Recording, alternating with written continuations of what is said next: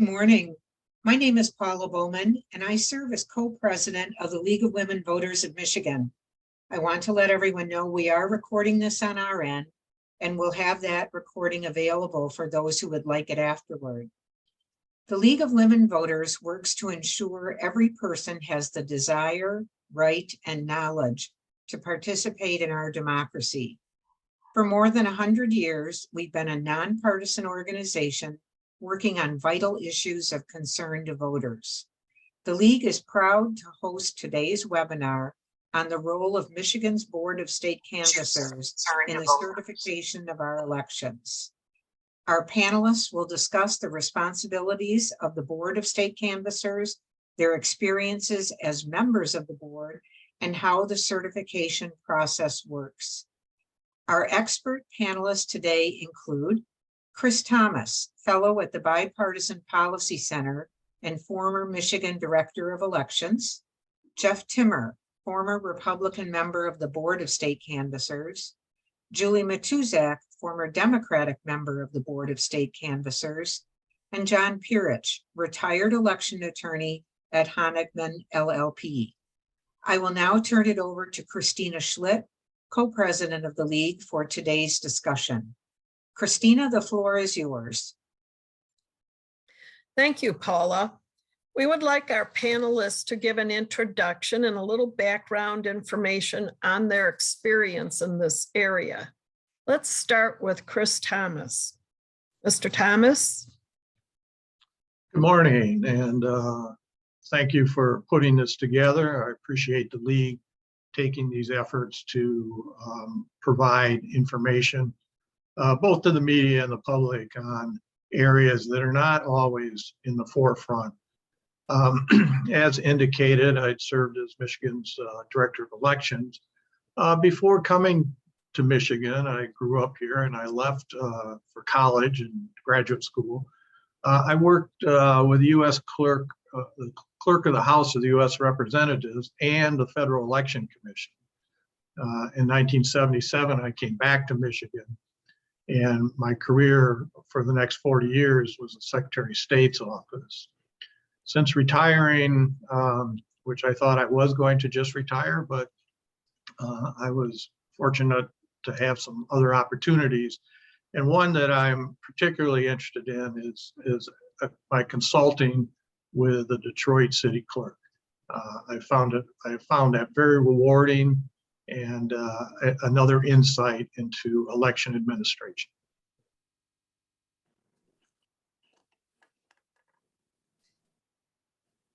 Thank you, Mr. Thomas. Now we will go to Jeff Timmer. Mr. Timmer. Thank you for having me be part of this. I think this is an important conversation.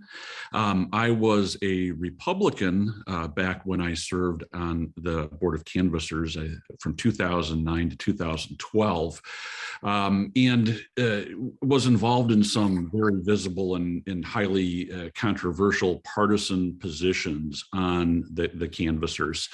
And from that experience, I've learned I think a lot about the way partisanship plays a role to the detriment of the system on the canvassers, and I look forward to talking about that. I played a role largely behind the scenes, but also a bit publicly in 2020, helping to organize and make sure that the election results in Michigan were certified properly as they should have been.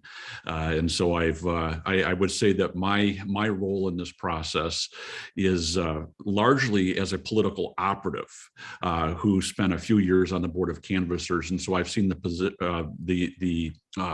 way that the system works, both as a practitioner and as a participant in the official process.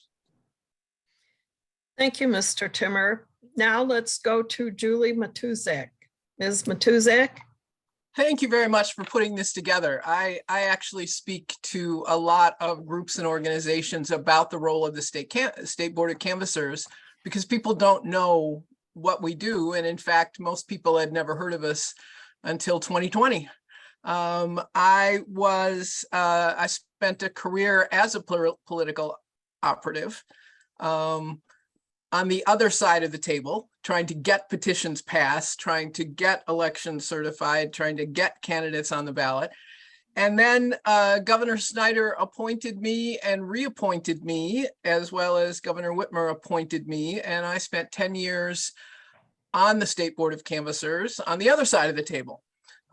So I come at this from a perspective that's pretty wide ranging. I was on the Board of Canvassers when we were sort of an anonymous organization, and I was on the Board of Canvassers during the 2020 election certification.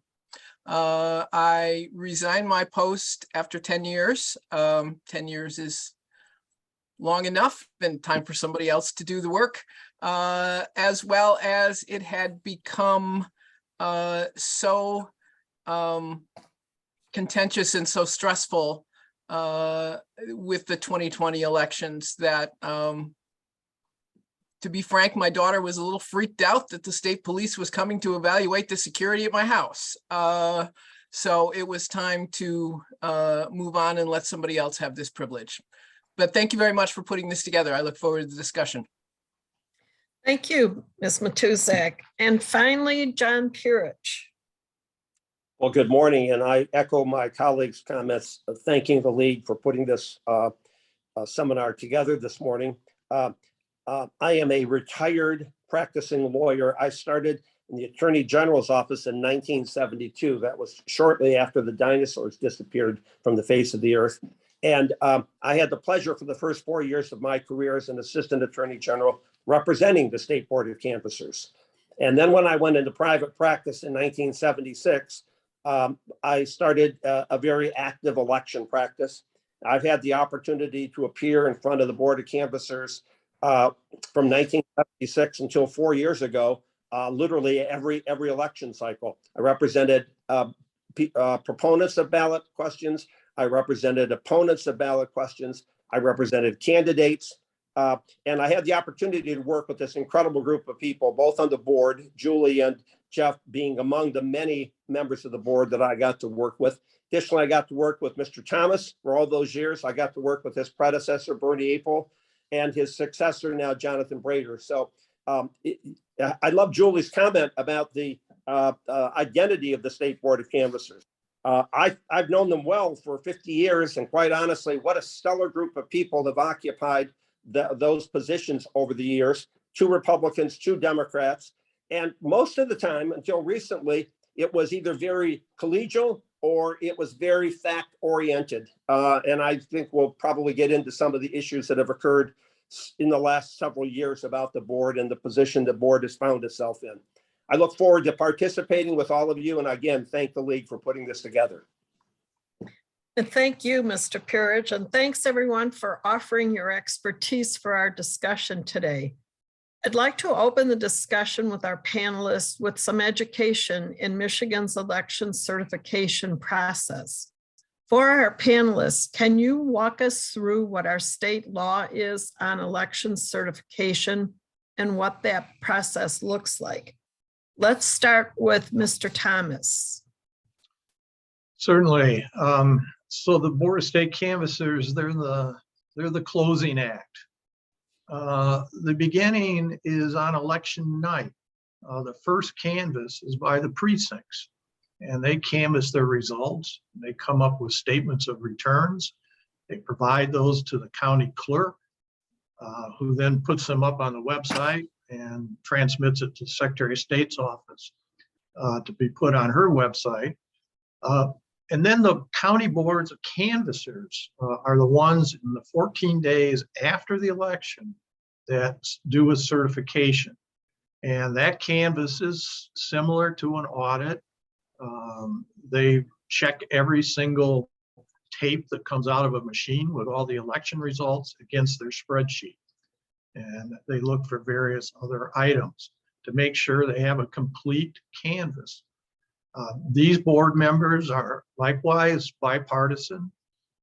Their names are presented to the county commissioners by the political parties. The county commissioners then put these individuals on the boards. After the 14th day, the results certified at the county level are transmitted to the Secretary of State, and she prepares the statewide canvass. And that's for all the statewide offices, all the judicial offices except probate court, and any congressional or legislative district that crosses a county line. Essentially, the Secretary of State is just compiling the results. Now, they review them for anything that may jump out, but they don't really have any source documents against which they are doing a second review of what the precincts did on election day. The board convenes 20 days after the election. They've got some time to do their work, but they typically certify the election on that 20th day. There's really not much for them to do, to be frank. It is, I don't want to call it ceremonial because it is official, but it is 2 Republicans and 2 Democrats coming together after a rough and tumble campaign and putting the official imprint of certification on the results. And that's where the process ends, unless, of course, there are recounts.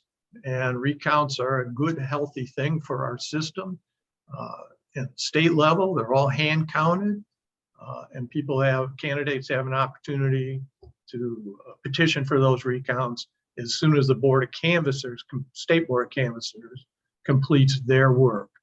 So in a nutshell, that's it. It is from the roughly 5,000 precincts up to the county and then to the state board, and then any recounts after the election.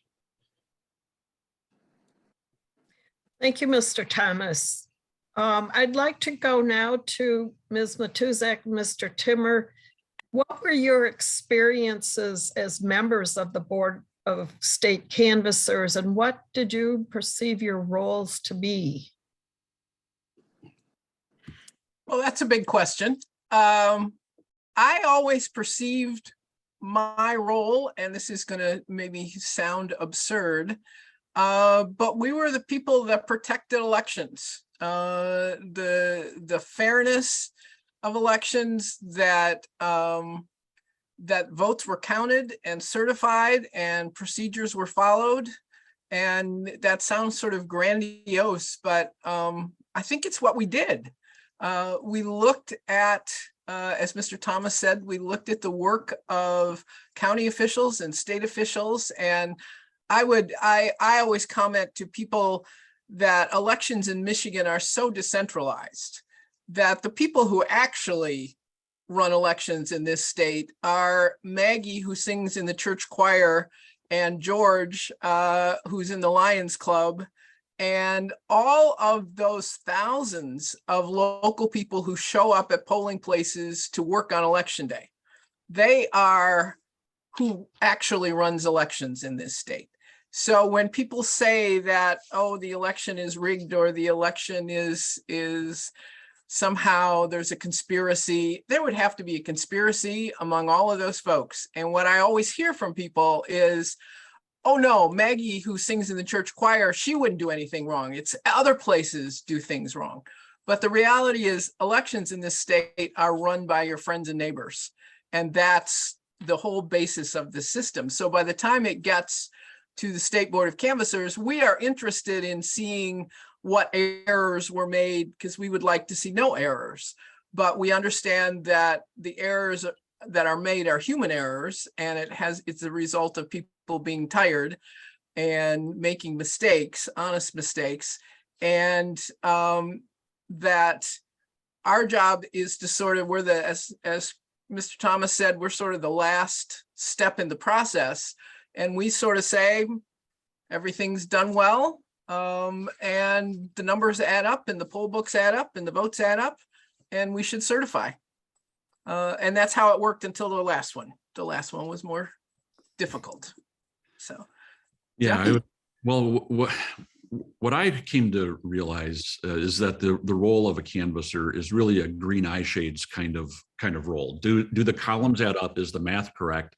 And it wasn't even that we had to do the math. We relied on the expertise of the people at the local level and the experts, the professionals at the Bureau of Elections to say everything is in order, the paperwork is in order. It never ever crossed our mind. I would have been involved, I think, in certifying the elections, the statewide elections, and those other ones that cross county lines in 2010 and 2012, I think. And so it never crossed our minds to throw a wrench in the gears of the actual outcome of the elections. There were definitely instances over my experience in the last 3 decades of partisanship rearing its head at different stages, sometimes with regard to things like petition language or certifying the signatures, even though the professionals had recommended different times that the petitions be certified. I witnessed it on both sides, participated in it, wearing that partisan hat at the same time wearing the official hat. But the only time where I ever felt chastened or uncomfortable was when we stepped outside that official, that ministerial role, where our members of our own partisan tribes put pressure on us to do something that we knew wouldn't ultimately fly, that a court was going to order us to either certify the petitions or to certify the language that would appear on the ballot or something like that. You knew it was very evident when partisanship was ruling the day. And we all knew how that was going to end, and it was going to end with a court, if that ever happened, it was going to end with the court saying, do your job. Your job isn't discretionary. Your job isn't to be a partisan. Your job is to be a functionary that makes this system work. And that's what I really came to realize, the importance of that. And when you sit in the seat, you realize how when people act in a partisan manner, how that really does gum up the works. And that's not how it's intended, because you could feel that you knew when you were doing something that you weren't going to get away with. Thank you. Well, that will take us to the next question is, what happens if a county board or the Board of Canvassers does not certify the election results? And Mr. Pirich, I'd like to direct that to you initially. Well, Jeff Timmer just took part of the issue. That is, what is the role of the county or the state board of canvassers? And unlike some agencies that have discretionary authority, the state board of canvassers and the county board of canvassers do not have discretionary authority. They have ministerial authority. And what does that mean? That means, it's been pointed out earlier today, in many regards, this is like performing audit of the election results so that you make sure that the numbers are matched and make sure that the correct results have been articulated at both the county level and the state level. When that is not possible, resort to the courts is always available. And in election matters that are very controversial and very emotional, the courts have, number one, quickly acted to decide whether or not the requested relief, if the agency doesn't certify or the agency does certify, has been proper. Both the Court of Appeals historically and now the Michigan Supreme Court have understood that they have limited time. There are statutory deadlines. And I would like to go back to one other point about this. Article 2, Section 4 of the Michigan Constitution talks about preserving the purity of the electoral process. The Michigan legislature then in 1954 enacted the Michigan election law, which then details the purity of the election process. And at the end of that process are the canvassers. And again, their job, their duty, their responsibility is to make sure that a review of the numbers and the chain of the custody of the numbers is correct so that the results can be officially proclaimed. The person can then take the oath of office. The courts have been very, very prompt in addressing issues, and the courts have been relatively consistent. Again, on the one issue, completely consistent. The role of the boards is ministerial. Much like any other clerk, this is like a super clerk function. They are not getting into the substance, the constitutionality, or any of the other issues. And there are spirited arguments that go forth in the litigation that follows some of these contested situations. But the reality is, as Mr. Timber just pointed out, the courts will promptly issue orders directing the board what to do when the board reaches an impasse. That is, where they don't have a majority of the 4 votes to certify or not certify an issue, or to not certify the election. And the reality is then the board is absolutely mandated to follow the court mandate. So it's again, I want to emphasize this point: discretion versus ministerial conduct. The boards have no discretionary authority. They're purely ministerial in their function. And I don't mean to demean what they do, but there's a clear line as to what they can do and what they can't do. And I thought Mr. Thomas gave an excellent presentation with regard to that process. Can I make a comment along this line? Yes, please, Mr. Following Thomas. up on Mr. Timmer and Mr. Pirich, I think that the board needs to kind of recalibrate on this issue of partisanship. We run bipartisan boards. In many states, the election is canvassed by the governor, Secretary of State, Attorney General, maybe the treasurer. We used to be that way. We've gone to bipartisan boards, and I think that's healthy. That's you don't want all one party certifying the election. But having said that, I think board members need to step back further from their partisanship, and they are pressed upon by all kinds of partisans and elected officials to take certain actions.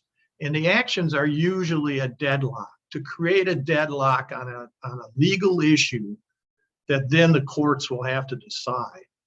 Now, what happens there, which just happened with all 3 ballot proposals. So when the board deadlocks, the proponents of the proposal are the ones that have to go to court.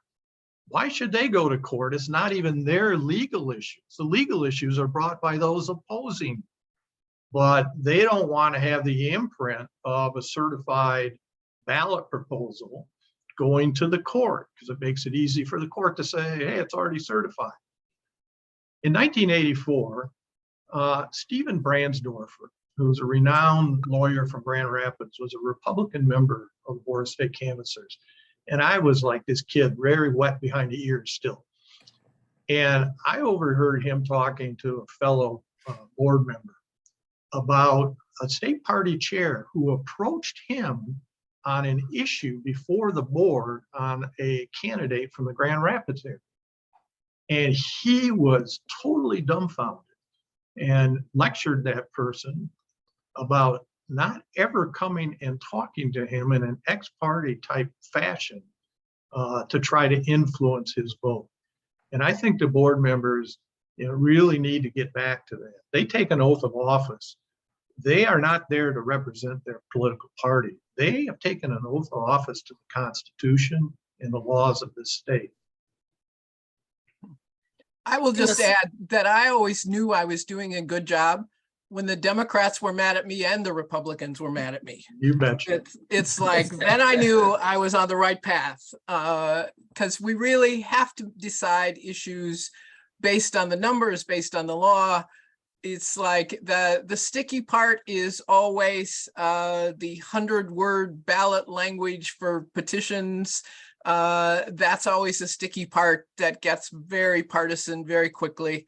But overall, I have to say, in my time on the board, probably 90, maybe even higher percentage of the time, it was a 4 vote. Yes. I mean, there was not, you follow the rules, you look at what the law says, People have done it, people haven't done it. It's very ministerial. Sometimes it's very frustrating not to be able to talk about the issue, but you can never talk about the issue. You talk about the process. And so most of the time, the overwhelming majority of the time, it's a vote of 4 approving something. It's only when we get into the sticky 100-word summaries and approval of some of the petitions that things get a little partisan. And of course, the proposal 2 is designed, that is on the ballot, is designed to put the non-discretionary ministerial imprint into the Constitution, and to also make it very clear on what documents you use to certify an election. So it goes from the local to the county to the state. There's no room in there for a county board or a state board of canvassers to say, oh, we want to do an audit, a random audit of return. There is no room for that. That's the recount. And so it's unfortunate, but here we are where we need, from the experience in 2020, we need to put something in the Constitution to try to forestall that type of behavior that almost occurred in 2020 from happening at any time in Michigan. And if I could echo that Thank point, you. if I could echo Mr. Thomas's point, I've appeared in front of many county board of canvassers, many of whom do not understand, I think, fully what their role and responsibility is, and they start to stray. And the reality is, both the legal representatives from the county and then proponents and opponents that might appear from them try to bring them back to the fore so that they only do their required duties. I do want to comment, though, on the 2020 situation. We were very close to a disaster in Michigan in 2020. And I want to extend my kudos to the board that they finally did the right thing constitutionally and statutorily and fulfilled their duty and role to certify the results of the election. That's what their job was, and that's what their job is. We went far, far astray during that process, and thank goodness we came to the right conclusion. But I do agree that Proposal 2 will go a long way to help clarify this situation. And I also, one who spent many, many times in both the Court of Appeals and Supreme Court on these issues. That's not the way to do it, because you're under incredible time crunch. You have 2 or 3 days in a lot of these instances. You're trying to write briefs. This should all be done in the proper course, which has been articulated here today. Do the ministerial duty, certify or not certify, depending upon the results of the activities, and end it there. You don't get into the substance. Thank you. We have made it, all of you have made it aptly clear that the roles are very narrow, the law and the duties. But under this particular climate that we're in, what should the public expect this year as the county boards and the state board of canvassers convene to certify election results? Mr. Pirich, can we start with you? Well, we can start with me, and that is, I hope some of them get the opportunity to watch this presentation to reiterate again what their duty and responsibilities are in this process. Interestingly, I'm going to be a poll worker at the November election. I've been through the training process that the local clerks put on. I'm eagerly looking forward to watching this process from that vantage point, seemingly, since I've always been on the other side. But I think, again, and I want to echo what Jeff Timmer said, this is not a partisan activity on both the county board of canvassers and the state board of canvassers. And to Julie and Jeff over the years who exercised that activity and fulfilled their ministerial duties, you can't bring politics into this process. It needs to be free of that. I understand that the Constitution mandates that you have 2 Democrats and 2 Republicans on the boards of canvassers, but the reality is that's just to find people who will perform the duty, the responsibility, and serve as a check on everything that goes on. But their job is not political. Their job is not to go into the substance of anything. Their job is, as Mr. Thomas pointed out, to review the tabulations, And again, I think one thing that's very important, because some people think elections are supposed to be perfect. And if they're not absolutely perfect, there's something tainted about them. Elections are run by human beings, and human beings do make mistakes, but they're not mistakes of a nature that affects the outcome of the election. They're 1 and 2 vote mistakes that occur when, for instance, someone's in line with a ballot, gets a phone call that they have to be somewhere immediately. There's been an accident or something like that. And people walk off with ballots. Does it happen all the time? It hardly ever happens. But when that kind of thing happens, it then results in a discrepancy between the number of ballots and the number recorded in the poll book.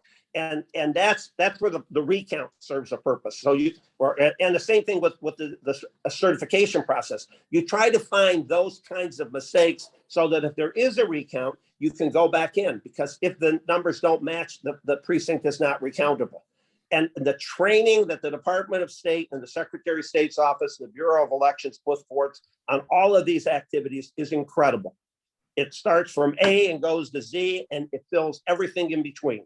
So again, the boards need to know we're not here as partisans. We're not here to support or oppose any individual. We're merely to do that ministerial duty of ensuring the count is correct.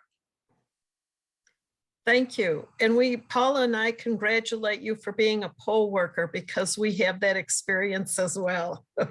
Other comments from our panelists in that respect? Well, Thomas or Mr. Timmer? Yeah, you were talking about, what can we expect with the certification process? And my crystal ball is kind of dark and cloudy when I look at the future. I think that we are in for more in 2022 and 2024, more of what we saw in 2020. And I think what we saw in 2020 was a planned effort to throw a wrench into the certification and outcome process. Our democracy works only if we have this shared faith in the results.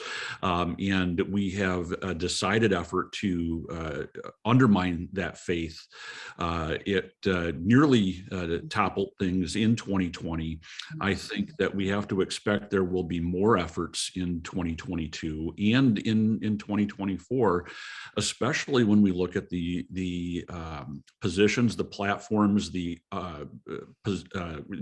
declarations that many candidates here in Michigan and across the country have made, people who will be, if they win, running the Secretary of State's office and the Bureau of Elections, running the Attorney General's office, serving in legislative roles where they might try to insert themselves into this process. I think we have to take them at their word that they are approaching this from a different philosophy, a different reality, with the intent of undermining the faith in the outcome. And that's it's toxic, it's dangerous to the very foundations of democracy. And it's not hyperbolic, I don't think, to say that.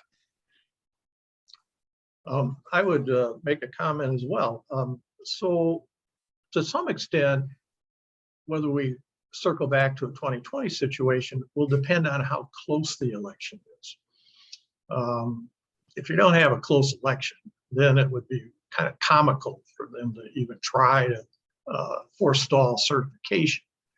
But, recently in New Mexico, we've seen in the media that a county refused to certify. And in that state, they didn't know what to do. They had no administrative ability to do anything with that. So that took their state Supreme Court to get involved. In Michigan, somebody had the foresight way back to include in the law a provision that says if that county doesn't finish their job by the 14th day, the Board of State canvassers will step in and complete it. So to be pointed, we have 2 canvassers on the Wayne County Board of Canvassers that have been appointed in the last year, who have made it pretty clear that they may not certify the election. And that's quite unfortunate and is a dereliction of duty if they actually follow through with that. But the reality is, if they do that, then the state board is going to take it over and just complete the job. And that is a great provision that we have in Michigan. And then, of course, as Mr. Pirich indicated, if the state board deadlocks, then the state Supreme Court is going to end up deciding the issue. I would just follow Go up what Mr. Timmer said. I would like to believe they were like organized last time. I'm not sure they were. I think there was a lot of emotion and just action, but I do think they're very organized this election, that they have specifically recruited people to be on the board of canvassers locally. They're specifically training poll workers, not the clerk training the poll workers, but the local party organizations or sub-organizations within parties are training poll workers. And I find that terrifying, that people, if I could change election law in one particular way, it would be requiring training for everybody who works at a poll workers, challengers, so that they actually understand what it is their job is. I think that that's really critical. I've been in polling places where the people doing the work challenging everything, just everything. And that's not helpful to the system, and it's not accurate. So I'm quite worried about this election cycle. I do think, as Mr. Thomas said, we have some checks in the Constitution here. If a local board of canvassers won't make a decision, then it'll go to the state. If they don't make a decision, it'll go to the courts. But I just want to say again, this is really an accounting procedure. Certifying an election is an accounting procedure. How many people signed the poll book? How many ballots were cast? It adds up or it doesn't add up. That's sort of the bottom line. And I hope that members of local boards of canvassers know that and honor that. I want to just mention Thank you. again. Oh, John, you go ahead. I've already talked. I've got to wrap up, I think, of this. Okay, well, what Chris Thomas said about we'd be in great danger if the election is close. I don't dispute that. I mean, I think that would add to the fear or the potential for chaos. But I don't think close is required for the planned activities. And I say planned because we know they are. There's been news exposés. There's been tapes and video where there have been concerted efforts to train people to quite honestly break the law, and with the intent of gumming up the election. And I don't think it matters if it's close. It wasn't close in 2020. The presidential race was 154,000 votes, and it didn't matter. There's this now kind of retrospective, whoa, it was close, but it wasn't. It wasn't close, and it shouldn't matter if it shouldn't matter if it's 154 votes or 154,000 votes. The numbers are what the numbers are. This is simply a game of math. And we saw the guy who finished 5th in the Republican primary in August in the gubernatorial primary claiming fraud, and that it's not going to stop those who are either believe the delusion or are cynically manipulating the circumstances to their favor. Well, and if I could, Jeff, I'd like to follow up on that point. Number one, Michigan elections are, if not the best in the country, one of the very best in the country.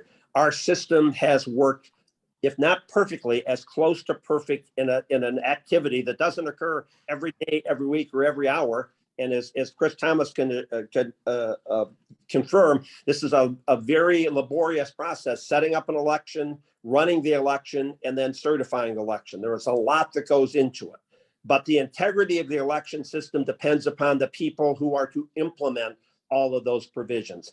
And if we get people consciously and willfully wanting to gum up that process, they can have some impact at some level. I'm confident, as a lawyer who's been doing this for 50 years, that ultimately the courts will do the right thing. Because they're elected also. But the reality is that this is a gut check in terms of our process. Our system is really an outstanding system. As I said earlier, is it perfect? Nothing's perfect, but it's as close to perfect as we can get. And we need to ensure that the people who have those responsibilities fulfill, as Chris pointed out, their constitutional and statutory duties, both with their oath of office and with the legislative standards that have been imposed upon them. This is not where you get up on a soapbox and say, well, I want to tell you why this system doesn't work. And I want to tell you before the election results come out that this system is rigged, or that I'm, even if I lose, I really won. That's not how this works. And to go back to Julie's point, it's an accounting process. The votes are the votes. And the reality is people better understand that we have the best system going in the world with regard to our elections, and they better value it and they better protect it, because if they don't, we're into chaos. Thank you. No, that's this is the forum. All of the claims sound very dangerous, and Mr. Pirich, you did cite some ways to preserve the integrity, but how are other ways that we can preserve the integrity of our election process when we're faced with situations where people beforehand are saying if they lose, they won't abide by the election? Well, and whether they say it or not is irrelevant. But what's relevant is what the numbers say. And our system guarantees that. Number two, I think Chris's point is well taken. We need to put more guidelines, both at the constitutional level and at the statutory level. I'm disappointed in our legislature that historically has only done piecemeal little fixes with regard to issues with the elections. The reality is we could do a lot of things much, much better to make things work much better. We could allow the early counting of absentee ballots. We've done a little bit this time with the most recent legislation to allow at least the clerks to start the primary process of getting ready to open the absentee envelopes and get ready to process them. But we're congesting everything into a very short period of time. And anything that we could do legislatively to make that better, I think gives more integrity to the process and gives more transparency to the process. What we can't do, though, is we can't let everyone get into this process and say, I want to do it this way or I want to do it that way. We have to have a uniform system of processes and procedures in our delegated system of elections in the state to ensure that every vote that's lawfully made is lawfully counted in the most effective way possible. I know a lot of people think, well, the polls close at 8 o'clock. Why don't we have the results at 8:15? Well, because there's a process that has to occur that all of us are familiar with. But and then we have people get on TV who talk to 12 people leaving an exit area of a precinct, and they say, well, we believe the outcome of the election is this. So when the results actually come in, or if you take the numbers at 11 o'clock versus 2 o'clock versus 4 o'clock in the morning, we don't have results until we have all of the votes counted. And I think that's part of this instantaneous gratification that everyone thinks, unless we have it, then there's something suspect about the process. And I do want to, one last thing, I want to compliment Mr. Thomas on, and that is what he did with the city of Detroit in 2000. The reality is, with the pandemic and with all of the processes and procedures that went on, it was a challenging election, to say the least. But I do think that ensured the kind of oversight and integrity that guaranteed that the process was done the right way. And Chris is not a partisan. Anyone who's worked with him over the years, they can tell me his politics. I don't have the faintest idea what they are, and I worked with him for over 40 years. That's what we need, is nonpartisan involvement to ensure that this process is fair and it's accurate. And that's what the board should be doing at all levels, state and county. Thank you. Panelists, we appreciate your time. Do you have final comments you would like to make? Please just speak up. Well, I said earlier that my forecast is dark and cloudy. On many, I think we're going to see some unexpected twists, and we'll probably see some counties that are renegade this time around. But I do know one of the Republican canvassers quite well, and have known him for a long time. And I think when it comes to certifying the election, I think I have faith in Tony Daunt to do the right thing. I don't know the other Republican on on the board. I've been assured by people who do that ultimately they will do the right thing. I know some people watching their conduct with regard to the ballot initiatives in August might have some doubts about that. But I do think ultimately the State Board of Canvassers will certify the results of the election. I'd like to follow up on John's comment about Detroit. It was an honor for me to work with them and continue to work with them. And they have this well in hand, not because I did it. I assisted. I didn't supervise them. I didn't run anything. I was there just working with them. The one thing they did very well, which is say, you go deal with the challengers. So that was my primary role, is dealing with challengers. But the issues that are being discussed here that Mr. Timmers raised, it begins at the local level. And we're going to see many of these cities and townships have prepared themselves on how to deal when these things, if and when these things pop up. It's going to be dealt with swiftly and immediate to make sure that these people are removed and are no longer in the process. So it is a challenge, and it is a little dark out there.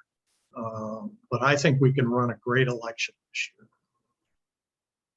I would just add that, again, the people that make elections work are the local folks who show up on election day at the polling place to hand out ballots, to work slide the ballots in the voting machine. All of those folks, they do great work, and they in essence volunteer their time. They may get paid a small stipend, but they come out, they volunteer their time because they believe in elections. And what I am concerned about is that folks, frankly, can be pretty nasty to them. That the level of civility in this political discussion sometimes goes out the window. And it's very, we're losing clerks. We're losing election workers who don't want to have to deal with folks in their face telling them they're cheating. If people would just come to